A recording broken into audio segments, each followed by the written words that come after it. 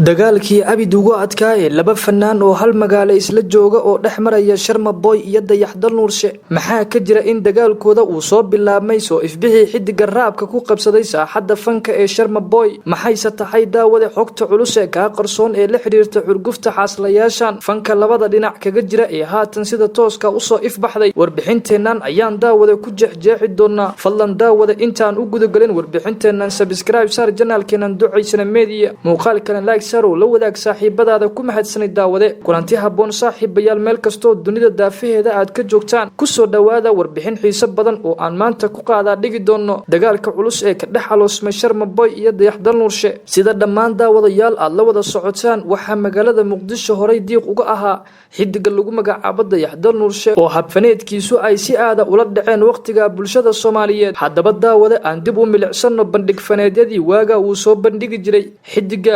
وهل موديا عنان بيا موديا عشان دخور موديا عدان موديا karog oo laba saar Muqdisho waxa mar qura ka soo ifbaxay wiil si aada ugu soo jiiftay fanka ka oo lagu magacaabo Sharma Boy mar qura ayayna hal mar ka wada yeertay dhagaha dhalinta Soomaaliyeed magaca Sharma Boy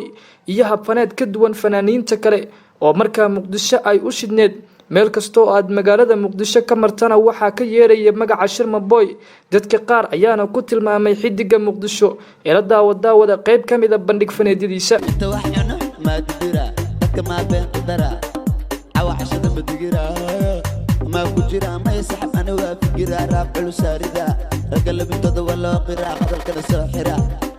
marka laga soo tago isbarbardhigooda aan u nimaadno saaxiibayaal dagaalka iyo xurgufta waqti xaadirkan ay isku hayaan walow Dayaxdal Nuurshe lagu xanto in magacii ahaa xidiga Muqdisho uu waayay markii uu soo ifbaxay Sharma Boy balse dagaalkooda ayaa soo ifbaxay laba maalin ka hor kadib markii laba kooxood oo fanaaniin ah ay Muqdisho ku dhagsadeen boorar showga ciida ah koox fanaaniin ah oo uu ku jiro Dayaxdal Nuurshe ayaa boorka ku dhagsaday Sharma Boy walow Sharma Boy oo ka hadlay arinka uu sheegay in showga uusan kamid ahayn asiga uuna show ciida u dhagsan yahay asiga iyo qaar kamid ah fanaaniinta reer Hargeysa oo Muqdisho ku sugan taasi ayaana ku tusinaysa ximitaanka iyo dagaalka labadan fanaan haddaba daawadaya ah xidiga Muqdisho Sharma Boy iyo Dayaxdal Nuurshe qaybta aragtida dadweynaha ee commentiga ku soo qor ku mahadsanid daawashada muuqaalkan fadlan muuqaalka like sar oo la wadaag saaxiibadaada